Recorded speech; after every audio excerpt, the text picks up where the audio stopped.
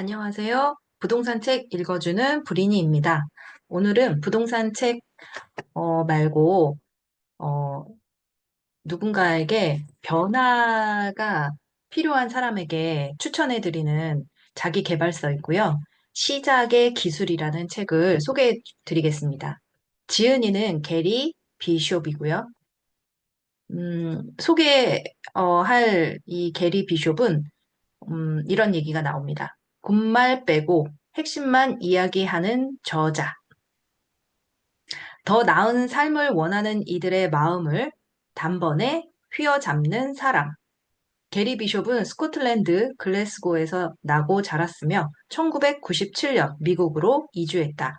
그는 자기 개발 코치로서는 독특하게도 철학자 마르틴 하이데거와 한스 게오르크 가다머, 그다음에 에드문트 후설의 영향을 받아 자신만의 세계관을 구축해냈다. 그렇기에 현상학을 이용해 삶 속의 편견과 게으름, 정신적 찌꺼기를 제거하고 우리 안에 있는 진정한 나를 일깨워 새로운 삶을 시작하게 해주는 것으로 유명하다. 누구보다 평범한 사람이었던 저자는 이제 세계 곳곳을 다니며 아일랜드에서는 카톨릭 신부를, 태국에서는 불교 승려를 코칭하는 독보적인 영향력을 갖게 되었다. 지금도 삶의 진정한 변화를 원하는 사람들이 이미 갖고 있는 능력을 발휘하도록 돕는 일에 매진하고 있다. 첫 책, 시작의 기술은 처음엔 독립 출판으로 출간되었다가 독자들 사이에 입소문이 퍼지면서 이내 열성적인 팬들을 만들어냈다. 뜨거운 인기에 힘입어 세계적인 출판사 하퍼콜린스에서 재출간되었으며 미국에서만 100만 부 이상 판매가 되었다. 출간된 지 1년이 지난 후에도 45주 연속 아마존 베스트셀러에 올랐으며 영국, 프랑스, 독일, 이탈리아, 스페인, 러시아, 일본, 대만 등 세계 26개국에 출간 계약된 책이라고 보시면 되겠습니다. 자, 그럼 시작의 기술. 침대에 누워 걱정만 하는 게으른 완벽주의자를 위한 7가지 무기 소제목이고요. 지은이, 게리, 비숍. 챕터 1. 긍정의 역설을 바라는 이들에게는 미안한 말이지만 이 책은 좀 다른 길을 간다. 들어가는 말. 이 책은 자기 파멸적 독백을 경험해 본 이들을 위한 것이다. 쳇바퀴 위에 햄스터가 된 기분 알아? 잘 살아보려고 죽어라 뛰긴 뛰는데 결국엔 돌아보면 늘 제자리인 기분. 그러는 동안 끊임없이 제잘되는 자신과의 대화, 멈추지 않는 자기 비판. 너는 게을러. 너는 멍청해. 너 정도로는 안 돼. 이 말을 대체 어디까지 믿는 건지.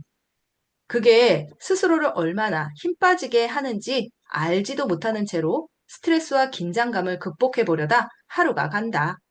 내 삶을 살아보려고 하지만 망할 놈의 이 바퀴에서 내려오지 않는 이상 내가 원하는 삶은 결코 살지 못할 거라는 체념과도 문득문득 조우한다. 어쩌면 내가 쫓는 그 행복, 원하는 몸무게, 선망하는 커리어, 갈망하는 사랑은 결코 내 것이 될 수 없을지 모른다. 이 책은 자기 파멸적 독백을 경험해 본 이들을 위한 것이다. 하루하루 일상을 오염시키고 한계를 그어버리는 그 끝없는 의심과 자기 기만. 이 책은 자기 안에 진정한 잠재력에 눈뜨기를 바라는 우주가 보낸 말씀의 따귀 한 대이다. 삽질은 그쯤 해라. 삶 속으로 당당히 뛰어들어라. 시작부터 제대로 짚고 넘어가자. 우리가 매일 나누는 대화에는 두 종류가 있다. 남에게 하는 말과 나에게 하는 말. 나는 혼잣말 같은 거 안 한다고요. 라고 따질 사람도 있을 것이다. 하지만 그 어느 날을 되돌아보아도 당신이 가장 많은 대화를 나눈 사람은 당신 자신이다. 아무도 모르게 당신 머릿속에서 조용히 혼자 떠들어서 그렇지. 내성적인 사람이나 외향적인 사람이나 창의적인 사람이나 실용적인 사람이나 어마어마한 시간을 바로 당신 자신과 대화하는 데 쓴다. 운동을 하다가, 일하다가, 먹다가, 책 읽다가, 글 쓰다가, 걷다가, 문자 보내다가, 울다가, 싸우다가, 협상하다가, 계획을 짜다가, 기도하다가, 명상하다가, 목록은 끝도 없다. 그래, 심지어 잘 때까지도. 실은 지금도 당신은 자기 자신과 대화를 나누고 있다. 걱정 마라. 그렇다고 당신이 미친 것은 아니다. 아니, 어쩌면 우리 모두가 약간은 미친 것일지도. 어느 쪽이 되었든 다들 똑같은 처지이긴 마찬가지니 이제 그만 낯설어하고 앉아서 함께 쇼를 즐기자.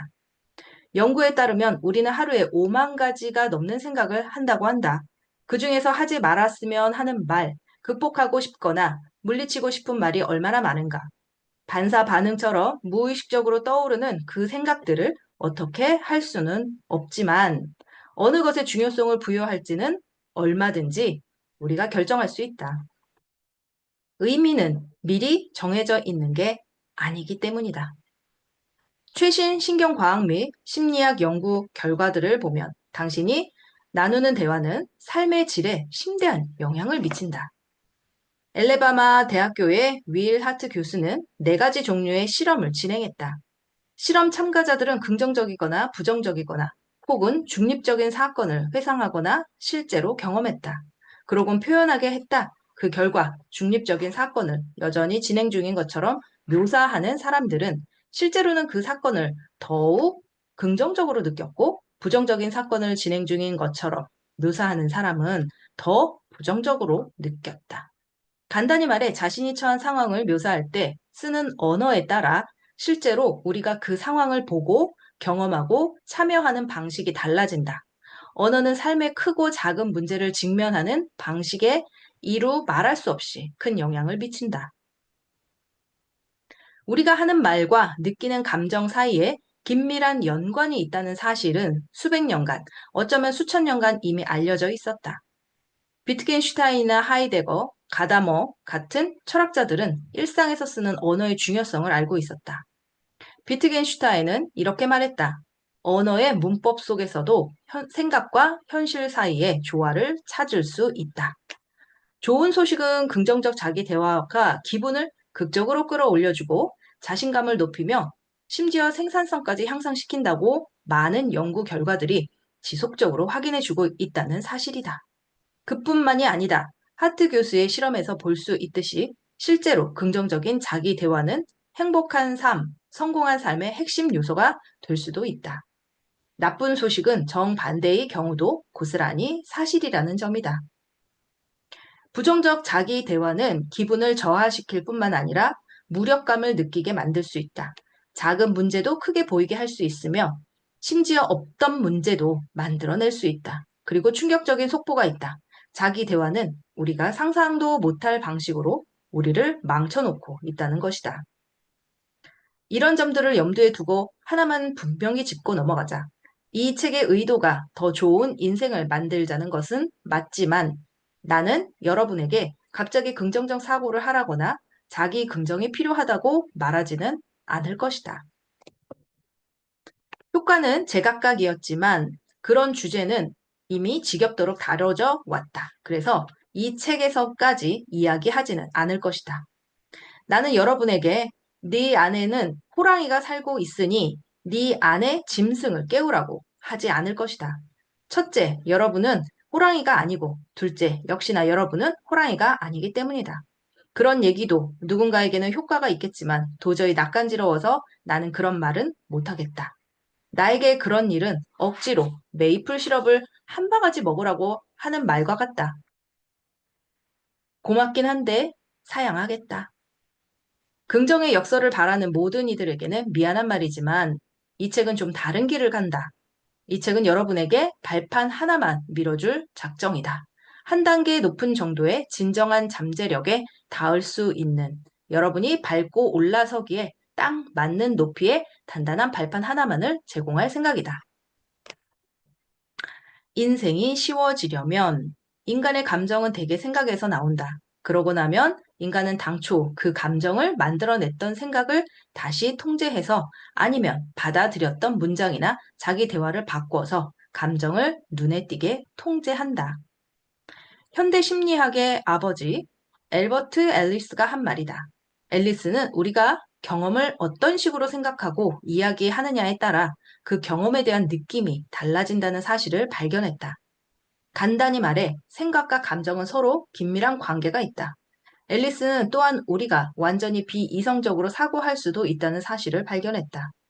그동안 스스로에게 나 정말 멍청해. 항상 내가 다 망쳐놨지. 내 인생은 끝이야. 같은 말을 얼마나 많이 했던가. 또 어떤 사건이 생겼을 때 나한테 일어난 최악의 일이야. 처럼 부정적으로 묘사한 적이 얼마나 많은가. 어떤 일에 터무니없이 과하게 반응을 보였지만 나중에 생각해보니 그 일은 중요한 축에도 끼지 못했던 경험이 있는 사람? 그만 손 내려라. 너무 오래 들고 있으면 바보같이 보이니까. 그 어이없는 과잉 반응에 아무 규칙도 없을 것 같지만 돌이켜보면 분명히 과잉 반응 직전에는 언제나 분노에 찬 자기 대화가 번개처럼 지나갔다. 그러고 나서 펑 하면서 이성을 잃었을 것이다. 인간이 늘 이성적인 말과 행동만 하는 것은 아니다. 그렇기에 우리는 생각보다 자주 아무 말이나 행동을 한다. 게다가 뒷일은 신경 쓰지도 않는다. 아주 약간이라도 부정적인 자기 대화를 나눴을 때 남게 될 감정의 잔여물 따위는 고려하지 않는다. 극단적이지 않더라도 미묘하게 부정적인 자기 대화 역시 우리의 힘을 앗아갈 수 있다. 어떤 일을 하면서 너무 힘드네. 제때 못 끝내면 어떻게 하지? 라고 생각을 하거나 내가 이 일을 망칠 수 있는 수백 가지 방법을 떠올린다면 마음은 불안해질 수밖에 없다. 앞서 말했듯이 때로는 부정적인 자기 대화 때문에 전혀 관계없는 상황에서 엉뚱하게 분노나 슬픔, 좌절감이 치밀어 오르기도 한다. 이런 식의 자기 대화는 우리 삶을 조금도 수월하게 만들어주지 않는다. 어떤 일이 힘들다는 생각을 하면 할수록 실제로 더 힘들어진다. 안타깝게도 우리는 자동적으로 흘러나오는 내면의 생각에 끊임없이 귀를 기울인다. 머릿속 비난의 목소리에 너무 익숙해져서 부정적인 생각이 지금 내 기분이나 행동에 어떤 영향을 주고 있는지는 미처 깨닫지 못한다. 그 결과 우리는 이성적으로 생각했다면 했을 만한 행동을 끝내 못하기도 한다. 간단한 예로 여러분이 즐겁어하는 집안일을 한번 생각해보자. 여러분이 집안일을 그토록 싫어하는 이유는 마음속에서 그 일을 실제보다 더 나쁜 일로 규정해 놓았기 때문이다. 빨래 개기나 설거지처럼 간단한 일은 사실 시간이나 노력이 별로 들어가지 않음에도 우리는 종종 회피한다. 작지만 집요한 이런 숙제들이 늘어나고 때로는 더 크고 중요한 일과 겹치면서 어느 날 갑자기 사는 게 버겁다고 생각하기 쉽다. 우리는 왜 내 삶의 일부인 특정한 일에 저항할까? 그런 숙제들에 관해 이미 부정적인 의견을 갖고 자기 대화를 나누기 때문이다. 일상에서 지긋지긋하다고 여기는 일을 떠올려 보면 내 말이 무슨 뜻인지 알 것이다. 여러분의 자기 대화에는 심각한 문제가 있다. 상처 느끼기를 거부하면 상처 자체가 사라진다. 스스로에게 말하는 방식은 그 순간에만 영향을 미치는 게 아니다. 말하는 방식은 무의식 속에서 서서히 스며들고 내면화되어 장기적으로 우리의 생각과 행동을 바꿔놓는다. 일상생활에서 나 자신이나 남과 어떻게 대화하느냐에 따라 삶에 대한 인식이 즉각적으로 바뀐다. 그리고 그렇게 바뀐 인식은 내 행동에 직접적으로 영향을 미친다. 당신의 인식을 무시해봤자 당신 손해일 뿐이다. 더 안타까운 건 나는 아무 영향을 받지 않는다고 착각하며 평생을 사는 것이다. 인생이 얼마나 불공평한지 종종 토로하고 있다면 당신은 머지않아 그런 시각에 맞춰 행동하게 될 것이다. 아무도 당신을 무시하지 않았는데 무시당했다고 느끼고 노력해봤자 아무것도 이루지 못할 테니 노력 자체를 줄일 것이다. 불공평하다는 시각이 곧 현실이 될 것이다. 반면에 성공이 바로 코앞에 있다고 생각하는 사람은 그 성공을 이루려고 발바닥에 땀이 나게 뛰어다닌다. 늘 성공을 의식하며 에너지 넘치게 행동한다. 분명히 밝혀두지만 성공할 거라는 믿는, 성공할 거라고 믿는 것만으로도 성공이 절로 이루어지지는 않는다. 마찬가지로 성공할 거라고 믿지 않더라도 여전히 위대한 일을 성취할 수도 있다. 다만 그 과정이 힘들어질 뿐이다. 나한테는 그런 믿음이 없어 라고 생각한다면 이 책을 계속 읽어라. 로마의 황제가 된 스토아학파 철학자 마르쿠스 아우렐리우스는 이렇게 말했다. 앞으로 이 규칙을 기억하라. 혹시라도 억울한 기분이 들려고 하면 나는 불운해 라고 생각하지 말고 이걸 잘 이겨내면 행운이 올 거야 라고 생각하라. 문제가 생겼을 때 그걸 어떻게 생각하고 뭐라고 이야기할지는 전적으로 자신한테 달려있다. 그 문제는 성가신 골칫거리가 될 수도 있고 어딘가로 데려다 줄 징검다리가 될 수도 있다. 우리는 그 일로 기가 죽을 수도 있고 힘이 날 수도 있다. 실제로 아우렐리우스 같은 스토아 학파 철학자들은 외부 사건이 우리에게 아무런 영향도 주지 못한다고 믿는다. 내 현실은 내 마음을 가지고 내가 만들어내기 때문이다. 상처 느끼기를 거부하면 상처 자체가 사라진다. 마르크스 아우렐리우스. 여기서 잠깐 저 문장을 곰곰이 곱씹어 보라. 지금 내 삶이 요 모양 요 꼴인 이유는 처한 상황이나 주변 환경 때문이 아니라 나와 나누는 자기 대화가 의욕을 꺾어놓기 때문임을 알겠는가? 무언가를 할 수 있다고 생각하거나 할 수 없다고 생각할 때 훨씬 더 직접적으로 영향을 미치는 것은 실제의 삶이 아니라 특정한 무의식적 반응이다. 계속 그렇게 스스로의 목소리를 외면하고 주변만 쳐다보며 거기서 빠져나오려고 발버둥 친다면 돌아오는 것은 같은 반응일 수밖에 없다. 아무 능력도 없고 재미도 없고 활력도 없을 것이다. 기껏해야 성공과 실패, 행복과 절망 사이에서 시소타기만 계속하게 될 것이다. 주위 환경이 도무지 바뀌지 않을 때가 있다. 지지부진한 상태로 요지부동일 때가 있다. 당신이 열심히 노력하고 있는 그 일, 당신을 더 행복하고 더 잘 살고 더 자신 있게 만들어줄 거라 확신하는 그 일이 혹시라도 일어나지 않으면 그때는 어쩔 텐가? 심지어 언젠가 그 일이 일어난다고 손치더라도 그날이 오기 전까지 오늘부터 당신의 인생은 이 책은 밖에서 답을 구하지 말고 안에서 답을 구하라고 요구할 것이다. 하지만 이것은 당신더러 답을 찾으라는 얘기가 아니다. 당신이 곧 답이다. 나를 찾아오는 의뢰인들에게 내가 수없이 들려주듯이 사람들은 기사가 당도하기만을 기다리며 평생을 보낸다. 자신이 그 기사인 줄도 모르고 말이다. 이런 분의 인생은 여러분이 등장하기만을 간절히 기다리고 있다. 자주 하는 생각은 삶을 바꾼다. 무의식에 관한 얘기를 꺼낸 것은 그냥 심리학 용어나 좀 짓거려 보고 싶어서가 아니다.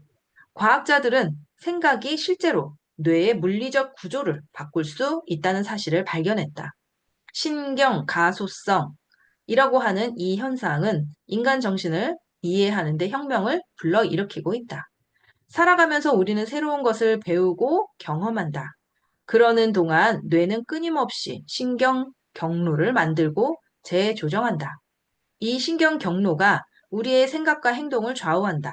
다행인 점은 우리가 의식적으로 자신에게 유리한 방법으로 우리에게 유리한 방향으로 경로를 수정하게끔 생각의 방향을 튼다는 점이다. 그렇게 생각을 자신의 뜻대로 형성하는 가장 쉬운 방법은 의식적이고 의도적인 자기 대화를 통해서다. 핵심을 찌르고 삶의 주도권을 쥐게 만드는 그런 대화 말이다. 한 가지 행동이 자동적으로 나올 때까지 그 행동을 반복하면 습관이 만들어진다.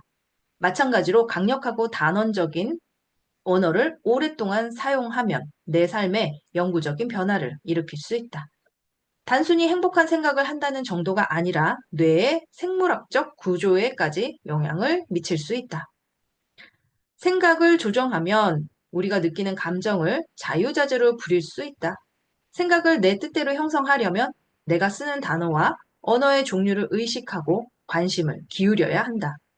결국 이것은 당신이 지금의 사고방식을 얼마나 참아낼 수 있고 얼마나 바꾸고 싶은가로 귀결된다. 그러려면 먼저 의식적 선택을 내려야 한다. 나는 나에게 해로운 방식이 아니라 도움이 되는 방식으로 말하겠다. 라고 결심해야 한다. 올바른 언어를 사용하고 내 문제를 접근하기 쉬운 방식으로 규정한다면 말 그대로 세상을 보는 법과 세상과 교류하는 법을 바꿀 수 있다. 내 현실은 내가 만든다. 는 말을 숱하게 들어보았을 것이다. 이것은 가능한 일일 뿐만 아니라 전 세계 수백만 명이 이미 그렇게 하고 있다. 더구나 그들은 자신의 현실을 창조하기만 하는 게 아니라 실제로 그 현실에 기초해 행동하고 그 현실을 살아간다. 기억하라. 당신을 둘러싼 인생의 여건이 아무리 힘들고 어렵고 버거워도 결론을 가장 크게 좌우하는 것은 그 환경을 이해하고 대처하는 당신의 태도다. 다시 말하지만 해답은 여러분밖에 있지 않다. 해답은 여러분 안에 있다. 나를 둘러싼 것들을 어떻게 이야기하고 생각하고 인식하느냐가 바로 내 현실의 토대를 구성한다. 당신이 살고 싶은 현실을 창조하라. 그러려면 자기 자신이나 남과 이야기할 때 실제로 그런 현실을 만들어내는 방식으로 대화해야 한다. 내 경우에는 일상적으로 겪는 문제들을 기회로 여기는 간단한 방법을 통해 문제를 새롭게 규정한다. 그러면 그 문제들은 즉시 나를 교육하고 확장하는 데 쓸 수 있는 인생의 도구들로 변모한다. 그렇게 되면 평소 같았으면 짜증나고 답답했을 만한 일도 호기심을 가지고 접근하게 된다. 지금, 당장, 여기, 이 순간. 사람들은 대체 어떻게 자신의 현실을 창조하는 걸까? 비결은 주절주절 이어지는 서사에 불과했던 자기 대화를 단언으로 바꾸는 것이다. 단어는 늘 소음을 모조리 제거하고 지금 당장 여기서 내가 가진 힘을 천명하는 일이다. 우리가 가장 많이 저지르는 실수는 이렇게 할 거야 혹은 이렇게 될 거야 라고 말하는 것이다. 해야 돼, 해보지 뭐는 말할 것도 없다. 그런 말을 할 때 우리는 이미 무의식적으로 그 일이 언제 일어날지를 규정하는데 그 언제란 분명 지금은 아니다. 우리가 새해의 다짐을 그토록 자주 포기하는 이유는 앞으로 할 일, 즉 나중을 뜻하는 언어를 사용하기 때문이다. 새해의 다짐 중에는 앞으로 이건 안 할 거야로 끝나는 말이 너무 많다. 처음 결심했을 때는 열의에 가득하겠지만 현실이 주먹을 휘둘러 오는 불가피한 순간을 맞으면 힘이 쭉 빠지고 만다. 당신이 그만둔 행동 때문에 삶에는 거대한 구멍이 뚫리고 당신은 그 구멍 안에 홀로 서 있게 된다. 바로 그럴 때에 내면의 대화가 폭주한다. 살을 빼겠다고 다짐했는데 피자가 먹고 싶어 죽겠다면? 저축을 하기로 다짐했는데 너무너무 갖고 싶은 옷이 갑자기 세일을 한다면? 열정을 사그라들고 옛날 사고 패턴이 다시 재현되려고 할 때, 과연 우리는 어떻게 해야 할까? 그만둔 것 대신에 무슨 행동을 해야 할까? 단원 형태의 자기 대화란 지금 당장 여기서 내가 이 순간의 주인임을 천명하는 것이다. 나는 땡땡이다. 나는 땡땡을 환영한다. 나는 땡땡을 받아들인다. 나는 땡땡이라고 단언한다. 라고 말하라. 할 거야. 될 거야. 라는 식의 서사보다는 이게 더 강력한 명령의 언어를 사용하는 방법이다. 현재형의 단원적 언어를 사용하면 생리학적, 심리학적으로 강력한 영향을 줄 뿐만 아니라 당장 아주 실질적인 효과를 볼 수 있다. 나는 부단하다와 나는 부단할 것이다 사이에는 어마어마한 차이가 있다. 둘 중 하나는 지금 당장 당신 인생에 개입하지만 다른 하나는 지금보다는 앞으로 일어날 일을 묘사하는 쪽에 가깝다. 그렇다면 여러분은 일상생활에서 단언적으로 말하도록 노력해야 한다. 내가 일반적인 서사 형태로 말하고 있는 것은 아닌지 항상 경계해야 한다. 변화에 대한 갈증이 있는 당신을 위해. 이 책에서 여러분은 내가 엄선한 7가지 자기 단언의 문장들을 보게 될 것이다. 이들 문장은 여러분이 일상 속에서 용기와 희망, 생기와 힘, 무기가 될 것이다. 또한 책에는 유명한 역사적 인물이나 철학자가 남긴 명언, 과학적 에피소드들도 등장한다. 이것들은 모두 내가 소개할 방법에 무게를 실어주겠지만 방법의 정당성을 증명해 주지는 않는다. 모두 좋은 내용이긴 하지만 이 책을 제대로 읽고 교감하는 방법은 여러분이 직접 책을 탐구하면서 나의 얘기를 시도해 보는 것뿐이다.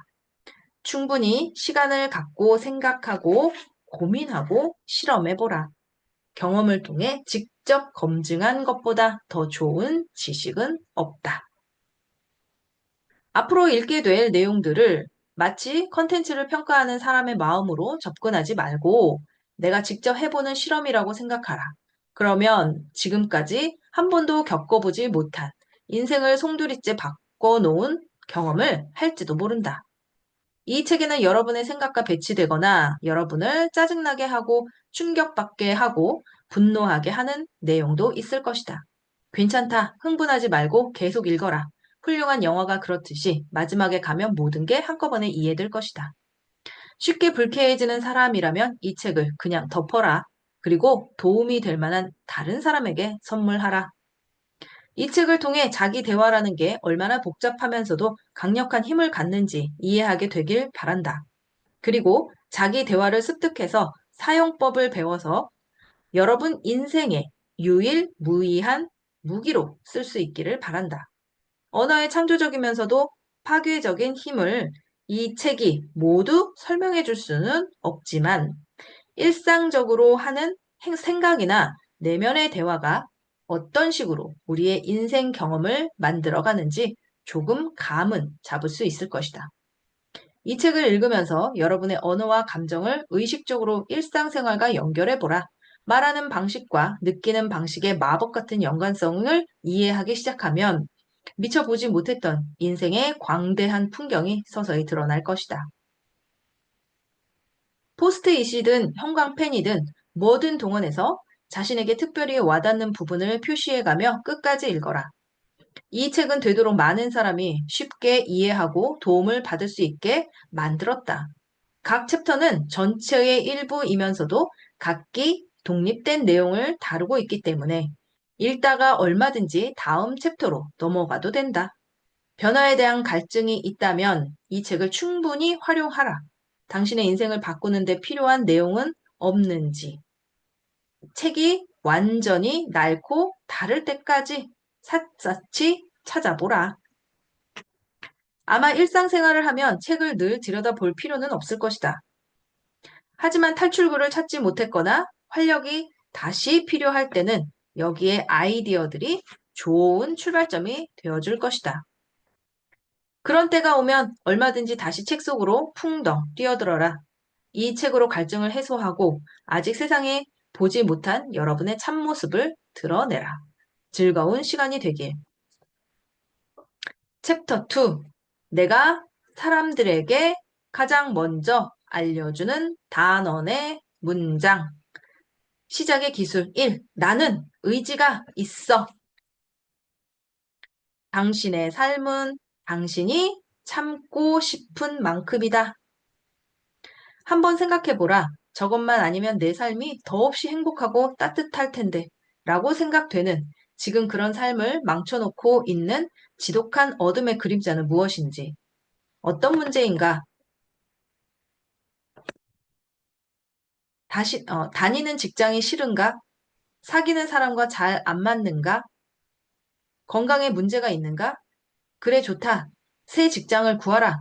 그 사람과 헤어져라. 식단을 바꾸든가, 운동을 하든가, 아니면 필요한 도움을 받아라. 간단해 보이지 않는가? 사랑하는 사람의 죽음이나 계약의 무산처럼 내게 아무런 결정권이 없어 보이는 일조차 그 사건 이후에 어떻게 살 것인가에 관해서는 스스로에게 광범위한 결정권이 주어져 있다. 그 상황을 바꾸기 위한 의지가 없다면, 다시 말해 지금의 상황을 기꺼이 참고 견디겠다면 좋든 싫든 그게 바로 당신이 선택한 삶이다. 그렇지만 이라고 생각하기 전에 당황해서 화를 내려고 하기 전에 내 말을 좀 더 들어보라. 지금의 상황을 변호하려 든다면 사실상 당신은 지금 스스로의 상태가 옳다고 주장하는 셈이다. 그만둬라.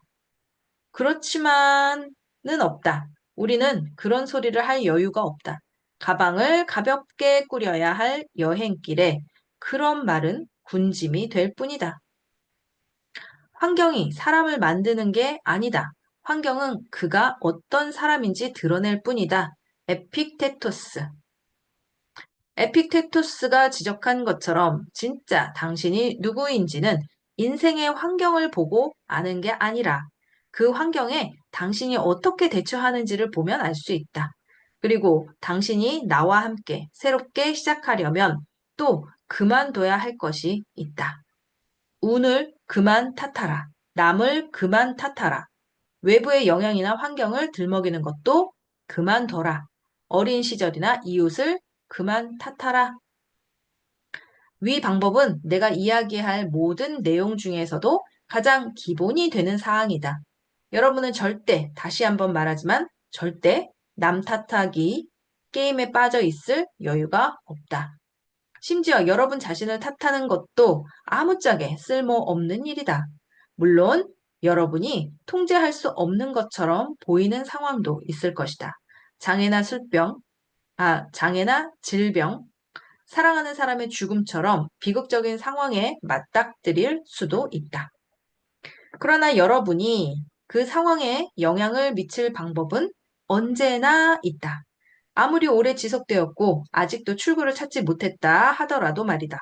그러나 그러려면 먼저 의지가 있어야 한다. 내가 알려주는 방법을 은근히 받아들이려면 먼저 인정해야 한다. 인생에서 벌어진 일들 중에는 당신의 의사와 전혀 무관한 것들도 있지만 그 사건들 이후에 어떻게 사느냐는 100% 당신 책임이라는 사실 말이다. 매번 언제나 예외는 없다. 사전에서 의지 또는 의향이란 단어를 찾아보면 늘 준비되어 있는 상태 혹은 그런 자질, 기꺼이 하려는 마음이라고 되어 있다.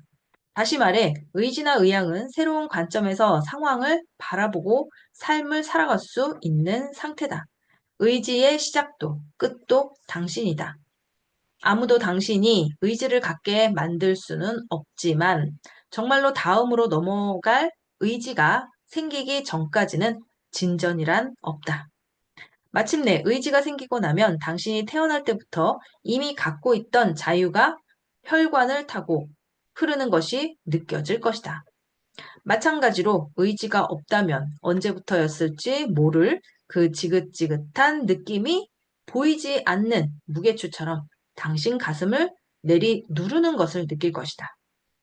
의지는 있지만 그렇지만 이라고 말하는 소리가 귀에 들리는 듯하다. 문장 끝에 그렇지만을 붙일 때마다 여러분은 자신을 희생자로 둔갑시킨다. 나는 오랫동안 인생 코치와 멘토를 해오면서 복잡한 사연을 수도 없이 들었다. 어두운 과거를 잊고 싶은 사람, 현재가 너무 버거운 사람, 미래에 대한 공포로 절뚝대는 사람도 있었다. 나는 그런 얘기를 듣고 또 들었다. 지금부터 내가 하는 말을 오해 없이 듣기 바란다. 여러분을 격양시키려고 하는 말이 아니다. 아니, 격양시키려는 것일 수도 있지만 내 의도는 여러분 자신의 잠재력에 불을 붙이려는 것이다. 단순히 화나게 하려는 게 아니라 여러분의 훌륭함을 깨닫게 하려는 것이다. 잠깐만 이렇게 상상해보자. 당신 인생에는 의지가 결여되어 있다고 말이다. 띄엄띄엄 소심한 그런 의지가 아니라 대담한 의지, 다음에 벌어질 일에 대비가 되어 있고 그에 맞게 행동할 준비가 된 그런 의지, 변화할 의지, 놓아줄 의지, 받아들일 의지, 의욕이 넘치는 진짜 마법 같은 의지. 인생은 기다려주지 않는다. 운명은 의지를 가진 자, 어, 가진, 운명은 의지를 가진 자는 앞에서 인도하고 주저하는 자는 질질 끌려간다. 세네카. 여러분이 운명을 좌우하든지 운명이 여러분을 좌우하든지 둘 중 하나다. 여러분이 멈춰 서거나 꿈을 댄다고 해서 인생이 기다려주진 않는다. 여러분이 확신하지 못하거나 두려워한다고 해서 인생이 기다리지도 않는다. 여러분이 뭘 하든 인생은 계속된다. 여러분이 적극적으로 어떤 역할을 맡든 안 맡든 쇼는 계속될 것이다. 그래서 내가 고객들에게 가장 먼저 가르치는 단어의 문장이 바로 나는 의지가 있어 이다. 자신에게 정직하게 이 말을 하려면 먼저 이렇게 자문해 봐야 한다. 나는 의지가 있는가? 이 질문은 답을 요구한다. 공허한 우주 속에 그냥 넘겨질 수는 없는 질문이다. 나는 의지가 있는가? 이 질문은 반응을 기다린다. 나는 의지가 있는가? 저항할 수 없는 힘을 가진 질문이다. 진실을 요구하는 질문이다. 나는 스포츠 센터에 갈 의지가 있는가? 나는 계속 미루고 있는 그 프로젝트를 추진할 의지가 있는가? 나는 사회생활을 하면서 생기는 두려움을 직면할 의무가 있는가? 나는 연봉을 올려달라고 할 의지가 있는가? 아니면 이 형편없는 회사를 그만둘 의지가 있는가? 간단히 말해서 지금 살고 있는 삶을 그만두고 원하는 삶을 살 의지가 있는가? 이 모든 것은 의지가 있어야 가능한 일이다. 의지는 고무줄처럼 늘어났다, 줄어들었다 하면서 삶을 피어나게 했다가 시들게 했다가 한다. 의지는 이미 의지는 이미 당신 안에 있다. 스위치만 틱 하고 켜주면 된다. 종종 우리는 자신이 꿈을 대거나 게으르거나 동기가 부족하다고 생각한다. 하지만 실제로는 그냥 그러고 싶은 의지가 없을 뿐이다. 우리가 뭔가를 미루거나 회피하는 이유는 그 일을 하고 싶지 않거나 할 수 없다고 이미 스스로에게 말하고 있기 때문이다. 이런 행동은 단순히 성격상의 결함이라고 치부할 것이 아니다. 지금은 없어 보이는 그 의지를 일어나게 만들어야 한다. 말하자면 잠재적 의지에 불을 붙여야 한다. 이렇게 가능성을 품은 열린 마음 상태를 만드는 일에 당신은 아주 능하다. 그 옛날 어느 시점에는 얼마든지 손쉽게 그렇게 됐기 때문이다. 젊음의 활력과 동심의 호기심 덕분이었다. 게다가 언제부터 우리는 이런 마법과도 같은 상태를 더 이상 경험하지 못하게 됐다. 유명한 철학자이자 정치학자인 니콜로 마키아벨리는 이렇게 말했다. 의지가 크면 어려움이 크지 않다. 잠시만 이 말을 생각해 보자. 인생에서 무엇에 맞닥뜨렸는지 어떤 장애물을 넘어야 하는지는 중요하지 않다. 저런 상태의 의지를 만들어낼 마음만 있다면 그게 바로 출구가 되어 노력을 기울이고 조치를 취하고 차질을 감당하고 궁극적으로는 당신이 바라는 인생의 변화와 진전을 가져오게 해줄 것이다. 나는 의지가 있어 라는 단순한 문장이 심대한 의미를 갖는 것은 그 때문이다. 이 문장이 약속하는 것들을 믿기만 한다면 더 많은 힘과 활력을 얻을 것이다. 이 문장이 주는 약속의 마음을 열어라. 다시 한번 묻겠다. 당신은 의지가 있는가? 이런 거지 같은 상태를 더 이상 참고 싶지 않을 때, 어쩌면 사실 당신은 의지가 없을 수도 있다. 실제로 그게 당신이 내놓을 수 있는 최선의 답일 때도 많다. 때로는 의지가 없다고 선언하는 게 의지가 있다고 선언하는 것 못지않게 강력한 힘을 발휘하기도 한다. 건강하지 않은 몸으로 살 의지가 있는가? 아닐 것이다.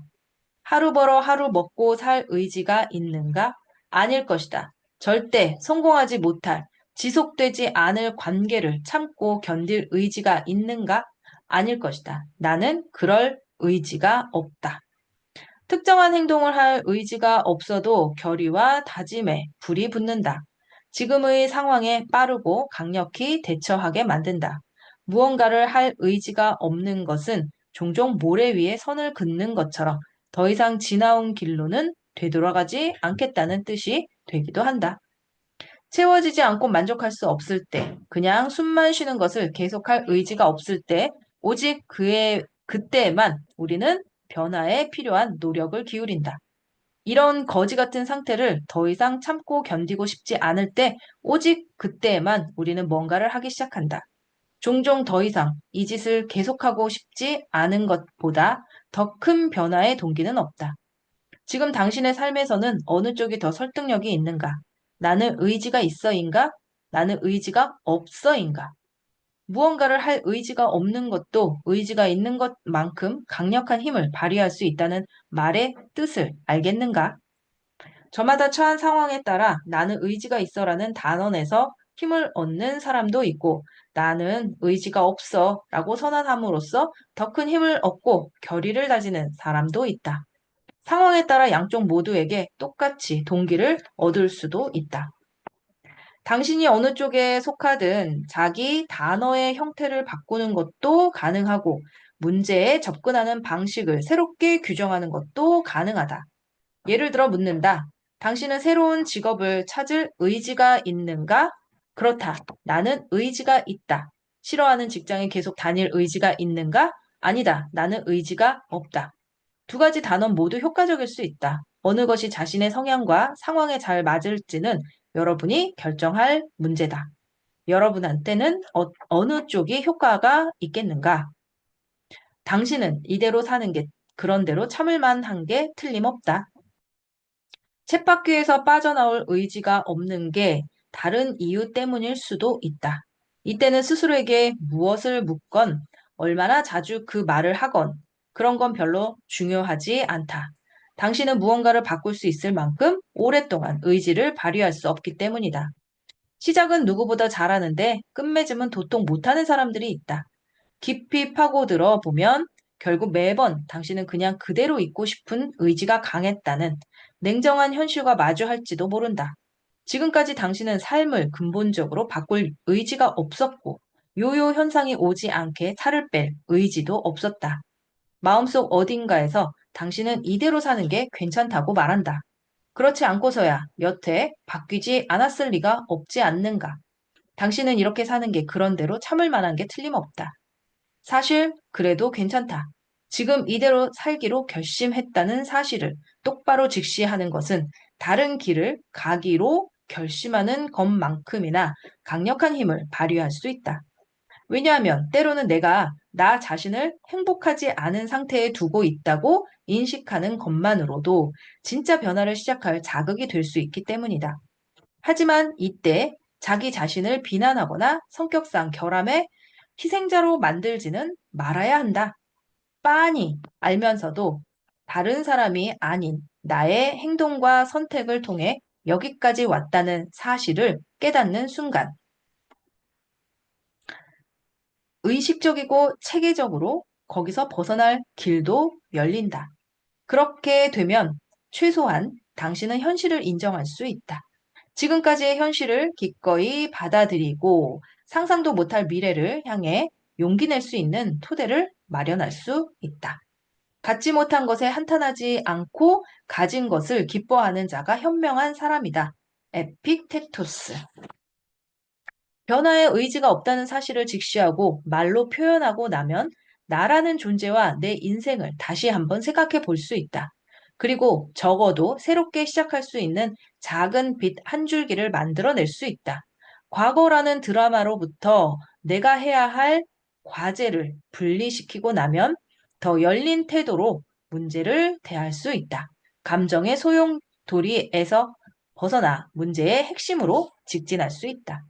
의지가 없다는 사실을 인정하는 것만으로도 우리의 목표 중에는 현실과 아무 관련이 없는 것들도 있다.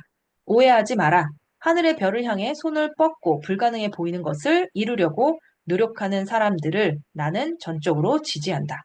예를 들어 징그러울 만큼 부자가 되고 싶은 마음은 누구나 마찬가지일 것이다.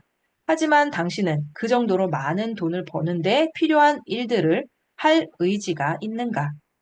일주일에 80시간을 일하고 휴가도 없이 일할 의지가 있는가?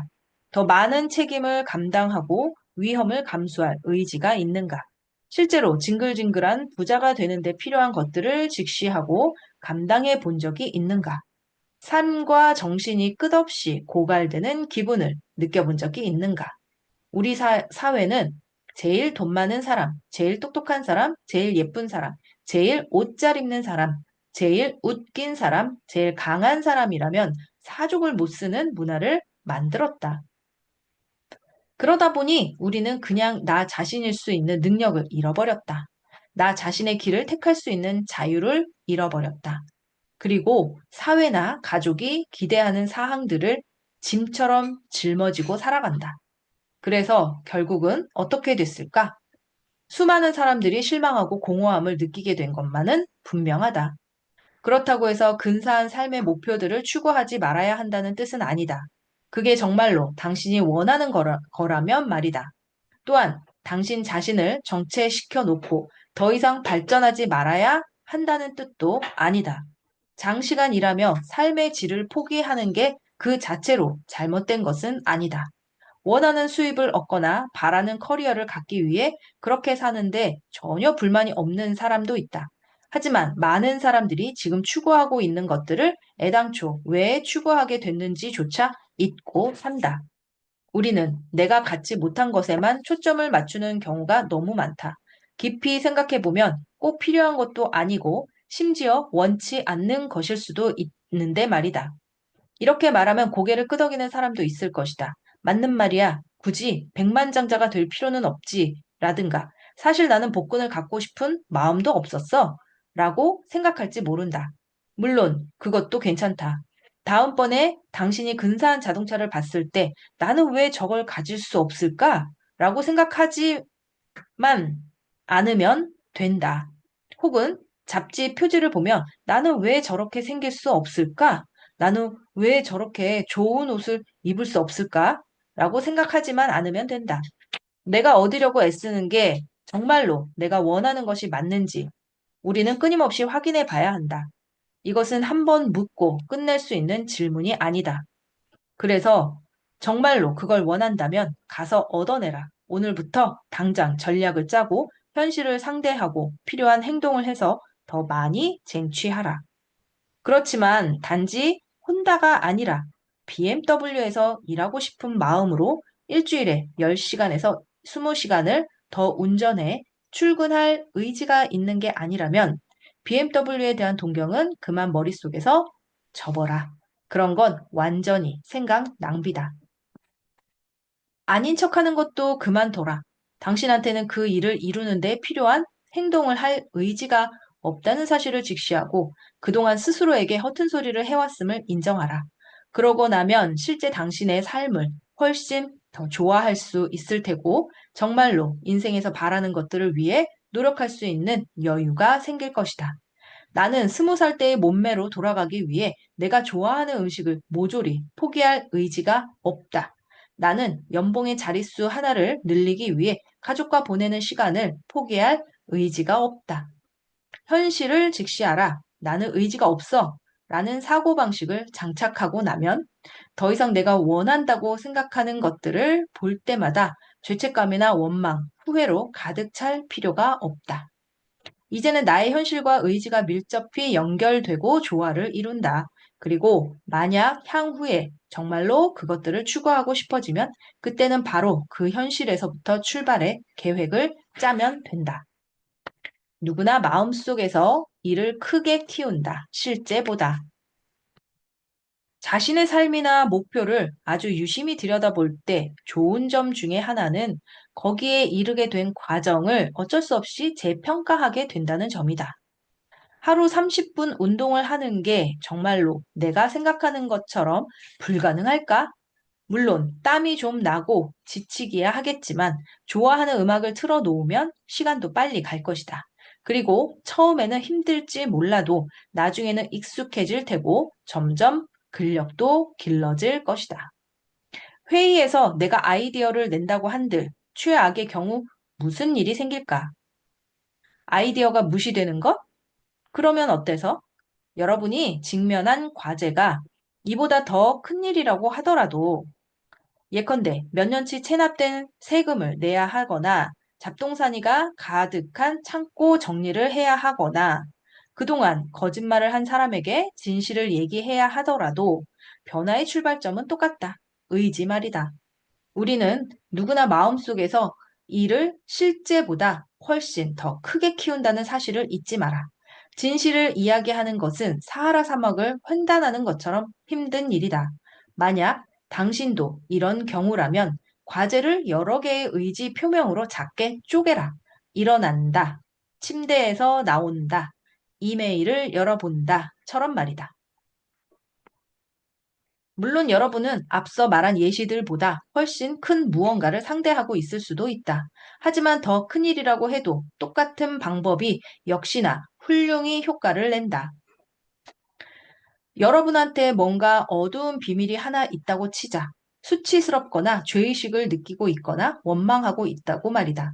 어쩌면 그 비밀 때문에 여러분은 인생이 크게 바뀔 수도 있다. 만약 나는 지금까지 거짓말을 해온 그 사람한테 진실을 말할 의지가 있는가와 같이 문제를 규정하고 나면 진실을 털어놓는 일이 이야기를 하고 상대의 얘기를 듣고 결과를 감당한다로 정리된다. 두려울 수도 있지만 못할 일은 아니다. 중요한 것은 과제 자체가 아니라 그 과제를 해냈을 때 그 이후에 가능해질 삶이다.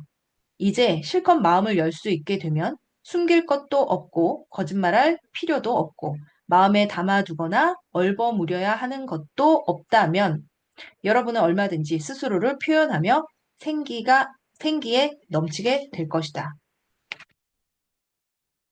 대부분의 경우 실제로 우리가 맞닥뜨린 과제는 머릿속으로 생각하는 것보다 훨씬 간단한 경우가 많다. 문제는 우리가 시간을 내서 그 과제를 제대로 들여다보지 않는다는 점이다.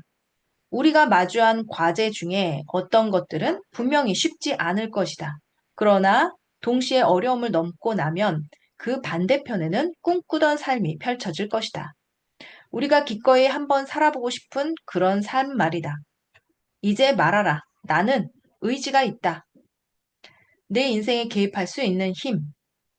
세상을 내가 원하는 듯 보이는 것과 원하지 않는 듯 보이는 것이 아니라 내가 추구할 의지가 있는 것과 의지가 없는 것에 렌즈로 보기 시작하면 모든 게 훨씬 더 분명해진다.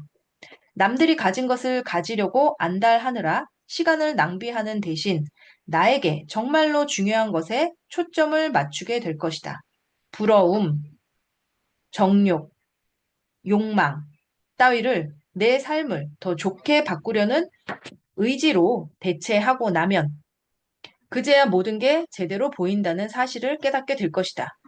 내가 정말로 할 의지가 있는 일이 뭔지 이해하고 나면 무의식적인 생각과 느낌에 대한 통제권도 되찾아올 수 있다.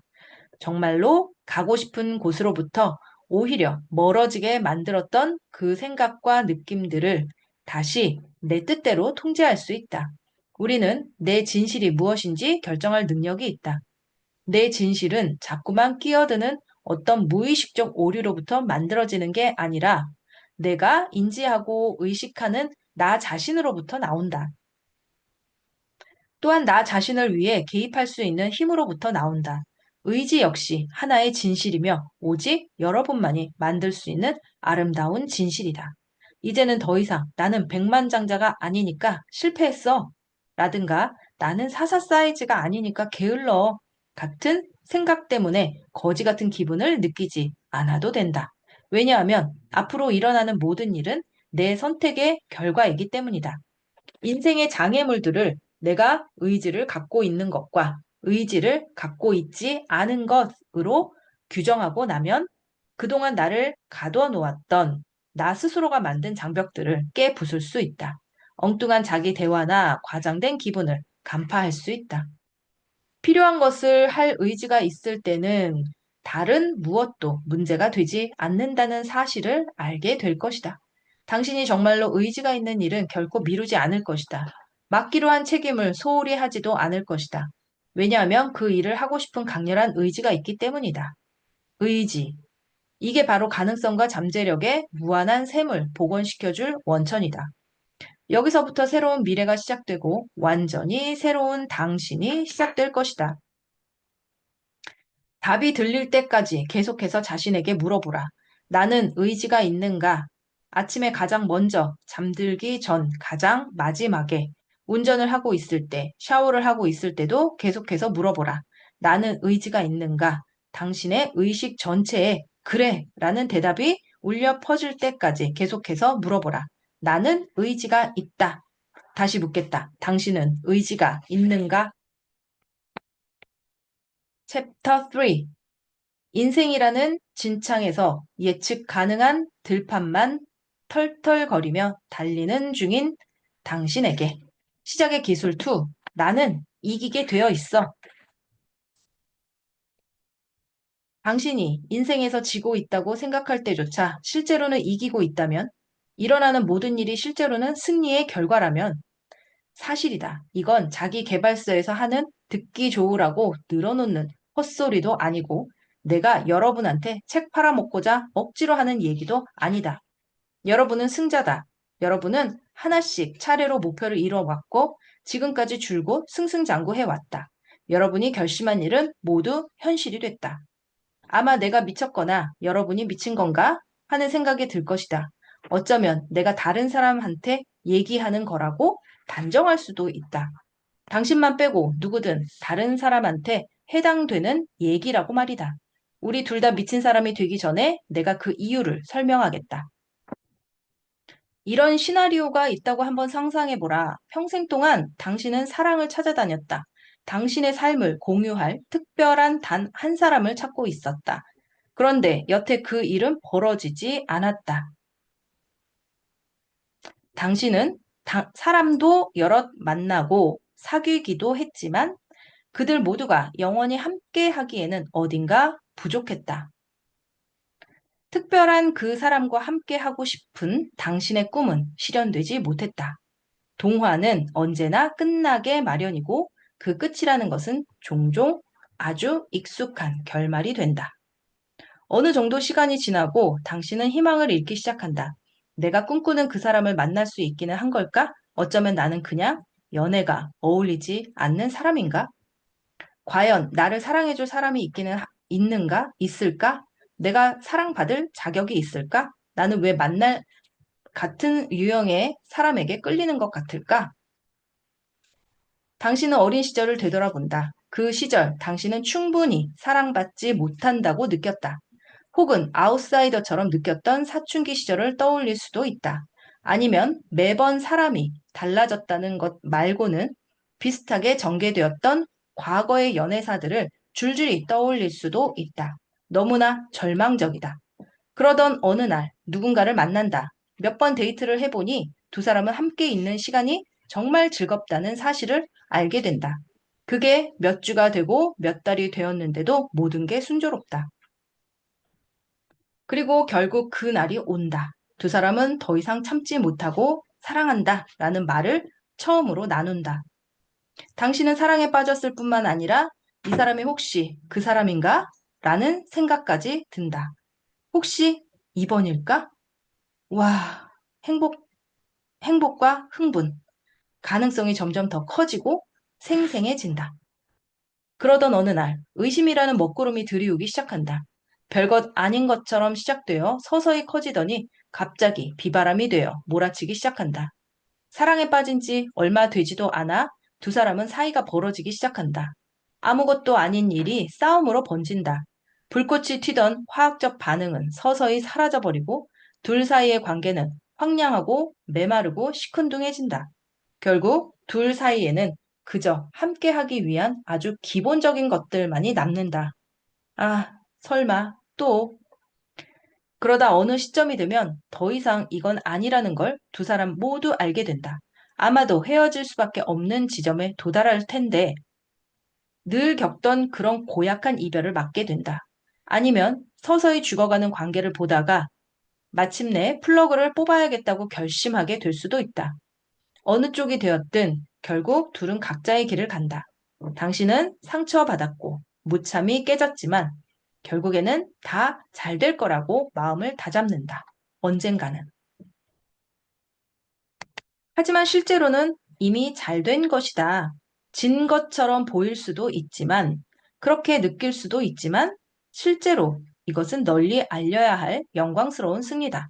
하늘이 내려준 대승이다. 만세! 사실 당신은 지금의 삶에서 이기고 있다. 하지만 만약 내가 원하는 삶이 이런 삶이 아니라면, 그래, 좋다. 하지만 당신이 지금 이기고 있는 삶은 그런 삶이다. 당신은 언제나 이기고 있다. 나는 왜 실패한 연애를 승리라고 부르는 걸까? 인생에서 몇몇 사람이 없어졌으니 당신 삶이 훨씬 더 좋아졌다는 얘기를 하려는 게 아니다.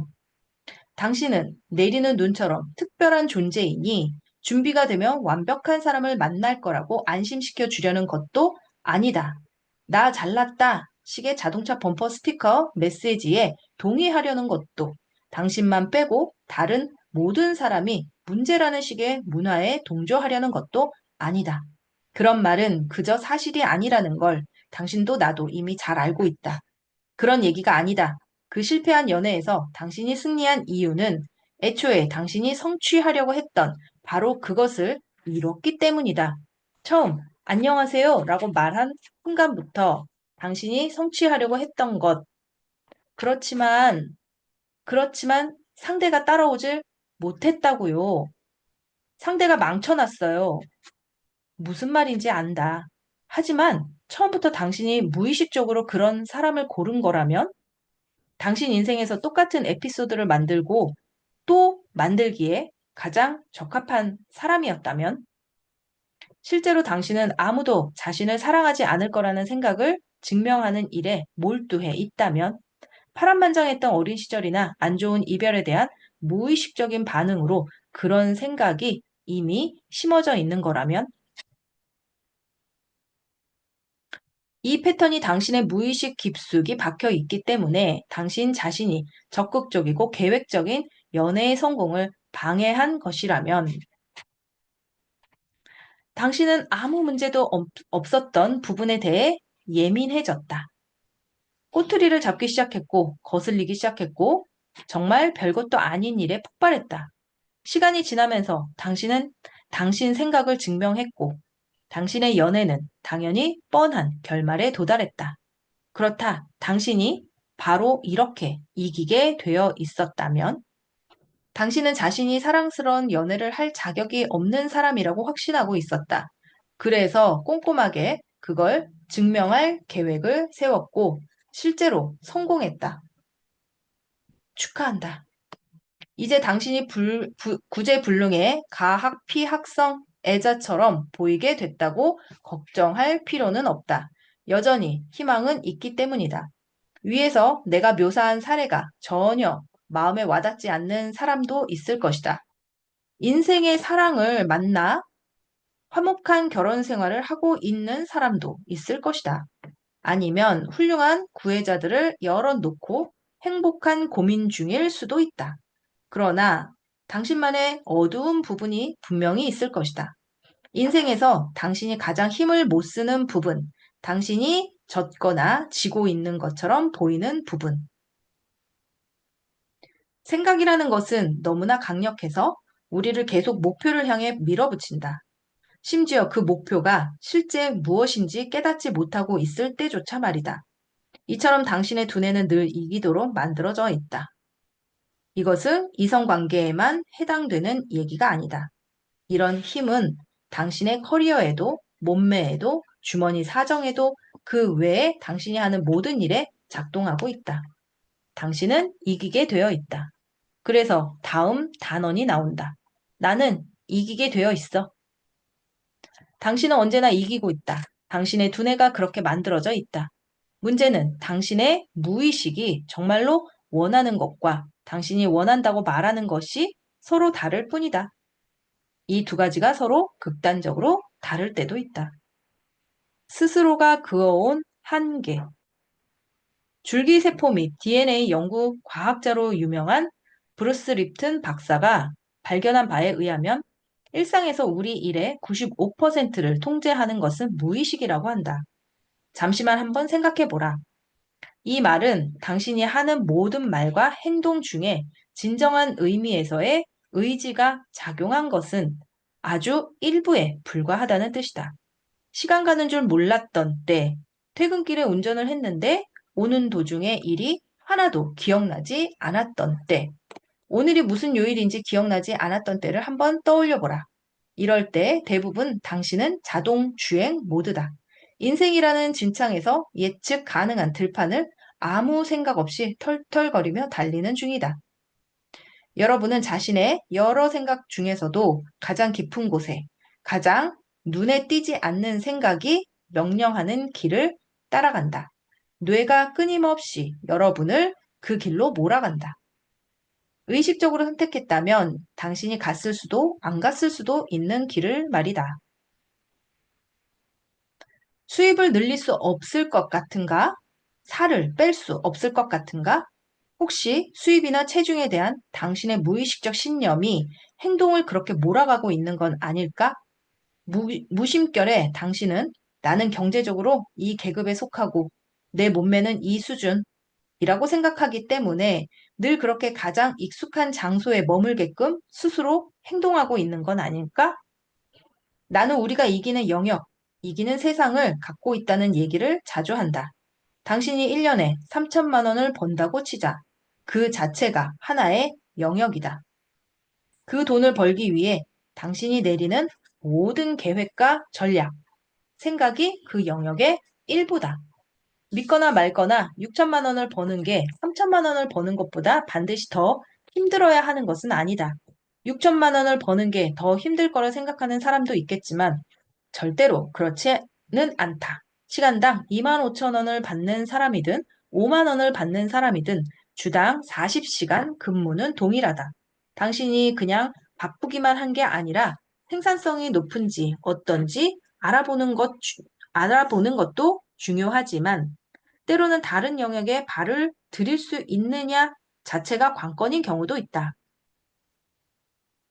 대체 어떻게 해야 더 나은 영역에 입성할 수 있을까? 가장 먼저 발견하고 깨달아야 할 것은 당신이 스스로에게 한계를 그어왔다는 사실이다. 지금은 의식하지 못하고 있는 당연시하는 것들을 밝혀내고 깨달아야 한다. 당신이 자신과 남들, 인생에 대해 내려놓은 결론들을 알아내야 한다. 그 결론들이 당신의 잠재력을 제한하고 있다. 그 결론들을 깨버리고 지금 당신이 있는 곳을 벗어난 삶을 경험할 때에만 이 현상이 얼마나 강력한지를 이해할 수 있다. 물론 이렇게 말하면 지나치게 인생을 단순화한 것처럼 보일 수도 있다. 하지만 인생을 이렇게 본다면 당신에게는 전혀 새로운 성취의 세상이 열릴 수도 있다. 그러나 이 이야기는 다음 기회에 하기로 하자. 여기서는 여러분의 삶이 여러 개의 영역으로 쪼개져 있고 여러분은 그중 한 영역에 존재하면서 이기는 중이라는 사실을 알면 된다. 즉, 어느 영역이 되었든 여러분이 활동하고 있는 그 영역에서 이기고 있는 중이다. 그 영역에서는 여러분이 이기게 되어 있다. 그 영역을 벗어나기 위해서는 여러분의 자동 주행 모드에 상당한 변화가 필요하다. 당신 인생의 문제 영역은 무엇인가? 아직도 납득이 안 되는가? 그러면 이제 거울을 당신 쪽으로 비춰서 당신의 승리가 정확히 어디서 오는지 찾아보자. 당신의 문제 영역을 한번 들여다보라. 당신의 삶에서 가장 고전하고 있는 부분이 무엇인가? 커리어인가? 나쁜 습관인가? 식이요법인가? 당신이 가진 문제점이 늘 마지막 순간까지 일을 미루는 점이라고 생각해보자. 당신은 도저히 더 미룰 수 없는 순간까지 기다렸다가 데드라인의 압박이 엄습해 오면 갑자기 프로젝트에 허겁지겁 달려든다. 우리는 늘 무언가를 증명하는 일에서 이기고 있다. 위의 경우라면 당신은 시간이 없다는 것, 혹은 당신이 꿈을 대는 사람이라는 것, 혹은 루저라는 것을 증명하는 데 성공했다. 그래서 당신은 늘 마지막 순간에 가서야 일을 하는 것이다. 아니면 뭔가 다른 것을 증명하려는 것일 수도 있다. 여기서 중요한 것은 스스로에게 자신의 행동을 들여다보라고 주문하는 일이다. 이 모든 일의 진짜 이유가 무엇인가? 모든 게 끝났을 때 당신이 옳았다는 게 밝혀지는 그 단어는 무엇인가? 앞서 연애를 예로 들었던 것처럼 우리는 나 자신이나 인생에 대한 어떤 믿음을 갖고 있다. 우리는 매일의 행동을 통해 그 믿음이 옳다는 것을 계속해서 증명하려 든다. 그 믿음은 우리의 현실 속에서 무시무시할 만큼 정확한 것으로 밝혀진다. 쳇바퀴를 돌리는 중인가? 대체 뭘 증명하려고 거기서 그러고 있는가? 나는 사랑받을 자격이 없어. 나는 똑똑하지 않아. 나는 실패자야. 나는 예전만큼 유능하지 않아. 반복되는 이런 말들이 무의식 속에 쿡 박혀 있다면 매번 당신이 이 말이 옳다는 것을 기막히게 증명해내는 것도 결코 무리가 아니지 않은가. 좀 다른 믿음, 좀 더 긍정적 믿음을 증명하려면 당신이 확고하게 갖고 있는 지금의 그 믿음들이 틀렸다는 사실부터 증명해야 한다. 당신이라는 사람에게는 그게 도저히 감당할 수 없을 만큼 두려운 일일 것이다. 실제로 이것은 지금의 당신을 만들어낸 아주 기본적인 토대까지 뒤흔드는 일이 될 것이다. 나를 찾아오는 많은 사람들에게는 공통점이 하나 있다. 무의식 속에서 부모가 자신을 잘못 길렀다는 사실을 증명하고 싶어 한다는 점이다. 그 욕망은 아주 다양한 방식으로 표출된다. 그 중에는 아주 나쁜 방식도 있고, 미묘한 방식도 있고, 뻔한 방식도 있지만, 모두 그들의 삶에 강력한 영향을 미친다. 당신 부모가 당신을 잘못 키웠다는 사실을 증명하기 위해 당신은 자신의 몸을 쓰레기처럼 취급할 수도 있고 경찰에 체포될 수도 있다. 마약 중독자가 되거나 알코올 중독자가 될 수도 있고 학교를 중퇴할 수도 있다. 번번이 연애에 실패할 수도 있고 늘 돈 때문에 쩔쩔 맬 수도 있다. 그 외에도 아무 규칙도 없어 보이는 수많은 방식을 통해 우리는 길을 잃는다. 그러다가 일에서 압박감을 느낄 때면 연락을 끊고 잠적하기도 한다. 지금까지 얘기한 것은 모두 내 의뢰인들이 실제로 자신에 관해 뒤늦게 발견했던 사실들이다. 그들은 저런 행동을 통해 자신의 부모 중 한 명 혹은 둘 다가 제 할 일을 하지 못했다는 사실을 증명했다. 그 때문에 자신이 어른이 될 준비를 제대로 하지 못한 것이라고 말한다. 편리하게도 이런 믿음은 그들이 왜 저런 일을 저질렀고 왜 때때로 본인 인생에 등장하는 사람들에게 머저리처럼 구는지도 손쉽게 설명해줬다. 당신도 당신 삶에서 이런 일을 저지르고 있는 게 보이는가? 당신 인생에서 문제가 되는 영역은 무엇인가? 이번에는 그게 왜 당신이 이기고 있다는 뜻인지 한번 생각해 보라. 뭐가 보이는가? 일을 끝내는데 어려움이 있는 사람이라면 자신이 무능하거나 게으르다고 믿는 것일 수도 있다. 멈칫거릴 때마다, 꾸물거릴 때마다 당신의 그런 생각은 증명된다. 당신은 자신이 정말로 무능하고 게으른 사람이라는 사실을 자기 자신과 남들에게 증명하는 중이다. 우리는 왜 이런 일을 벌일까? 우리는 생존 기계다. 다가올 삶에서 살아남는 방법 중에 과거의 삶을 다시 사는 것보다 더 안정적인 방법이 있을까? 아무리 나쁘고 부정적이었다고 한들 어쨌든 그 길은 나를 여기까지 데려다 주지 않았던가? 덕분에 나는 살아남아 있으니까. 위 사례들처럼 여러분 자신을 한정짓지 마라. 이 사례들은 말 그대로 사례일 뿐이다. 여러분은 완전히 다른 길에서 승리할 수도 있다. 잠깐만 시간을 내서 자신의 내면을 들여다보라. 필요하다면 눈에 보이는 패턴들을 받아 적어라. 퍼즐을 끼워 맞춰봐라. 훌륭한 부모 아래에서 자랐는데도 도무지 한 사람에게 정착하지 못하는 사람도 있을 수 있다.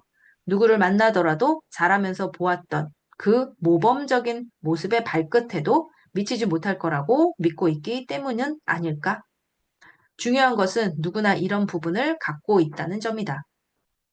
당신 삶에서 큰 역할을 했던 수많은 상황을 찾아내 서로 연결해보라.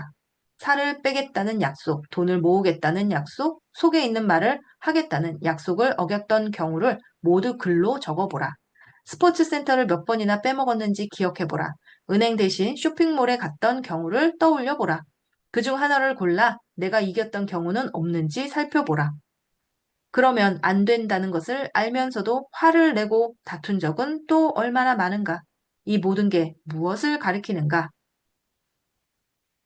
당신이 이기고 있는 영역이 무엇인지 한 가지는 깨닫게 될 것이다. 그 영역에서 이기는데 당신이 정말로 능하다는 사실 말이다.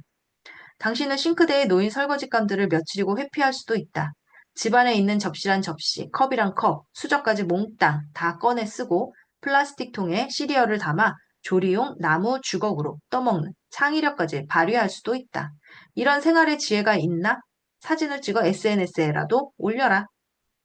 사실 이건 괴상하지만 아주 인상 깊은 일이다. 시간을 내서 이 렌즈를 통해 당신의 삶을 분석해 본다면 내 말이 맞다는 것을 깨닫게 될 것이다. 당신은 정말이지 이기도록 되어 있다. 당신은 마음으로 정해놓은 일들을 성취할 수 있고 실제로 성취하고 있다. 스토아 학파 철학자 세네카는 이렇게 말했다. 정복되지 않는다는 게 마음이 가진 힘이다. 지금 당신의 마음은 아무도 정복할 수 없다. 당신의 마음은 내가 사랑받을 자격이 없고 게으르고 늘 뚱뚱하고 늘 돈 한 푼 없을 거라는 걸 증명하기로 작정했다. 하지만 우리가 생각을 조금만 바꾼다면 정복할 수 없는 마음의 본성을 이용해 온갖 긍정적인 목표와 꿈들을 추구하게 만들 수도 있다. 우리는 이기게 되어 있다. 우리는 그저 옳은 방향을 가리키기만 하면 된다. 그러면 의식적으로 선택한 일에서도 이길 수 있다. 자신의 위대함을 끌어내라. 인생의 행복은 생각의 질에 달려 있다. 그러니 그에 맞게 경계하라. 그리고 미덕이나 이성적 본성에 맞지 않는 행동은 품지 마라. 마르쿠스 아우렐리우스. 우리가 무슨 일을 하든 무의식이 얼마나 대단한 역할을 하는지 이야기했다. 기회가 있을 때마다 의식적으로 옳은 결정을 내린다고 하더라도 그것은 일상의 극히 작은 일부에 해당할 뿐이다. 나는 이기게 되어 있어. 라는 자기 단어는 당신과 당신의 마음이 얼마나 강력한지 깨닫게 도와줄 것이다. 하지만 여전히 당신에게는 게임 플랜이 필요하다. 이 말은 곧 우리가 우리의 버킷에 옳은 생각을 채워야 한다는 뜻이다. 이렇게 시작해보라. 당신의 삶에서 바꾸고 싶은 것을 떠올려 보라. 그것은 앞서 보았던 당신의 문제의 영역과 관계될 수도 있고 전혀 다른 내용일 수도 있다. 당신이 정말로 진전을 보고 싶은 영역은 무엇인가? 어디인가? 당신이 정말로 성취하고 싶은 일은 무엇인가? 그 목표를 잘게 나눠라. 그걸 성취하려면 정확히 어떤 단계를 밟아야 하는가? 진전을 이뤘는지 확인할 수 있는 이정표는 무엇일까? 살을 빼고 싶다면 어떻게 해야 제대로 된 식단을 갖추고 운동을 더 많이 하고 건강에 도움이 되는 습관을 더 많이 키울지 생각해 보라. 당신이 매일 해야 할 행동에는 어떤 것이 있는지 꼼꼼히 확인해 보라. 그리고 그것을 실현시켜라. 거기서 멈추지 마라. 더 날씬해지기 위한 당신의 여정 도중에 그리고 그 이후에 마음가짐이 어떻게 바뀌어야 할지 생각해 보라. 당신은 목표를 부단히 추구해야 한다. 특히 머릿속에서 자동적으로 흘러나오는 과거의 익숙한 목소리가 커질 때는 더욱 더 조심해야 한다. 문제를 정면으로 마주하면 당신 자신에 대한 느낌이 어떻게 달라질까? 당신이 되고 싶었던 날씬하고 건강한 사람이 되면 자신에 대한 믿음이 어떻게 달라질까? 이런 삶은 어떻게 보일까? 자신이 갑자기 근사해질 거라고 생각한다면 미리 경고하지 않을 수 없다. 당신의 미래는 당신의 현재에 대한 답이 아니다. 앞서 이야기한 것처럼 무의식적 생각은 당신의 정신 깊숙이 박혀 있다. 눈에 보이지는 않아도 강력한 그 생각들을 당신이 말한 목표에 어울리게 바꾸려면 수많은 생각과 상상, 다짐이 필요하다. 이 책을 한 장 한 장 읽을 때와 마찬가지로 여유를 낼 수 있는 시간을 만들어라. 앞서 떠올린 당신의 문제 영역들을 찬찬히 들여다보면 인생의 어느 시점엔가 아주 큰 감정을 불러일으켜서 그 문제를 당신의 마음에 심어 놓는 사건이 떠오를 수도 있다. 그 사건은 누군가 바람을 피운 일일 수도 있고 어린 시절 따돌림의 기억일 수도 있다. 혹은 부모가 당신의 필요나 욕구를 충족시켜주지 못했던 일일 수도 있고 많은 사람 앞에서 망신을 당했던 기억일 수도 있다. 또 커리어상의 큰 실패를 경험했던 일일 수도 있다.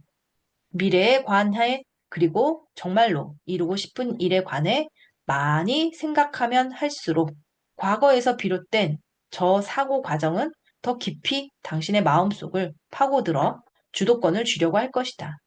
기억하라.